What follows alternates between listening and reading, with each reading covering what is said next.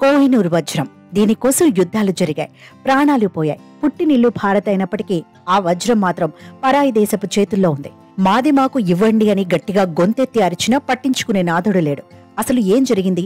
కోహినూర్ వెనుకున్న కొన్ని రహస్యాలు చరిత్రని వణికిస్తాయి. బ్రిటిష్ రాణి కిరీటంలో 2800 వజ్రాల మధ్య రారాజులా వెలిగిపోతున్న కోహినూర్ వజ్రాన్ని, సుల్తాన్ గంజ్ బుద్ధ విగ్రహాన్ని ఇవ్వాలంటూ భారత్ చేసిన ప్రతిపాదనను బ్రిటన్ తోసిపుచ్చింది. కోహినూరు వజ్రమై పురాణాల్లోని సమంతకమణి అని నమ్మేవారు ఉన్నారు. బ్రిటిష్ రాజకుటుంబం కోహినూరు వజ్రాన్ని ఆ ఇంటి పెద్ద కోడలికి వారసత్వ కానుకగా ఇస్తోంది. బాబర్ చక్రవర్తి 186 క్యారెట్ల బరువైన ఆ వజ్రం ఖరీదు ప్రపంచానికంతా 2.5 రోజులు భోజనం పెట్టినంత అన్నాడట. ఆల్బర్ట్ యువరాజు దానిని సానబట్టిస్తే 2000 వజ్రాలు అరిగిపోయాయి. బరువు కూడా 105 క్యారెట్లకు పడిపోయింది. అందుకోసం బాబర్ నామాలో మొఘల్ చక్రవర్తి బాబర్ కోహినూరు ప్రాశస్త్యాన్ని వర్ణిస్తూ ఇది ఎంత విలువైనదంటే దీని వెల ప్రపంచానికంతా 2.5 రోజులు భోజనం పెట్టినంత అని రాశాడు. కోహినూర్ పర్షియన్ పదం, ఒక మహాపర్వతమంత కాంతిని ప్రసరింప చేయగల దివ్య రత్నమతి.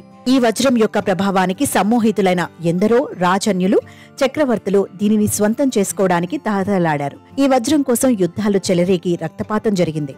బంధుత్వాలు, రక్త సంబంధాలు మరిచి ఒకరినొకరు మోసం చేసుకున్నారు, హత్యలు చేశారు, తీవ్రమైన హింసలకు గురయ్యారు. దీన్ని రక్షించుకోవడానికి పడ్డ తపనలో ఎంతో మానసిక వేదన అనుభవించారు. శతాబ్దాల తరబడి చేతులు మారుతూ ఈ వజ్రం చేసిన బహుదూర ప్రయాణం ఎంతో దూరం. ఈ వజ్రం చుట్టూ ఎన్నో చరిత్రలు తిరిగాయి. కథలు, గాథలు, కల్పనలు అల్లుకున్నాయి. ప్రపంచంలో ఏ వజ్రానికి దక్కని ప్రత్యేకతను స్వంతం చేసుకున్న ఈ అనర్ఘరత్నం జన్మస్థానం ఆంధ్రప్రదేశ్. గుంటూరు జిల్లా బెల్లంకొండ మండలంలో కొల్లూరులో విశ్వవిఖ్యాత కోహినూర్ వజ్రం దొరికింది. కోహినూరు వజ్రం తెలుగువారి అమూల్య సంపదకు, మొత్తం భారతదేశంలో జరిగిన చారిత్రక ఘటనలకు ఒక గీటురాయి. పారసీక భాషలో కోహినూర్ అనగా కాంతి పర్వతం అని అర్థం. కోహినూరు వజ్రం ప్రపంచంలోకెల్లా అతిపెద్ద వజ్రంగా పరిగణించబడింది. 105 క్యారెట్లు గల ఈ వజ్రం చరిత్రలోనే పలు వివాదాలకు కారణమైంది. మాల్వా రాజు మహలక్ దేవ్ దీని తొలి యజమానిగా కొందరు చరిత్రకారులు భావిస్తున్నారు.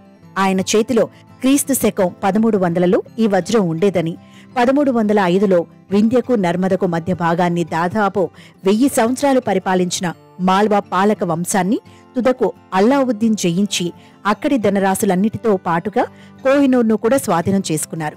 విక్టోరియా మహారాణి హిందూ దేశ మహారాణిగా పట్టాభిషిక్తురాలైనప్పుడు ఆమె కిరీటంలో ప్రధానమైన వజ్రంగా పొదగబడింది. అన్ని ప్రఖ్యాత వజ్రాల వలె కోహినూరు వజ్రం చుట్టూ పలు కథలు, కథనాలు అల్లబడ్డాయి. ఇది ధరించిన మగవారికి శాపంగా, ఆడవారికి మేలు చేకూర్చినట్లు చెప్పబడుతుంది.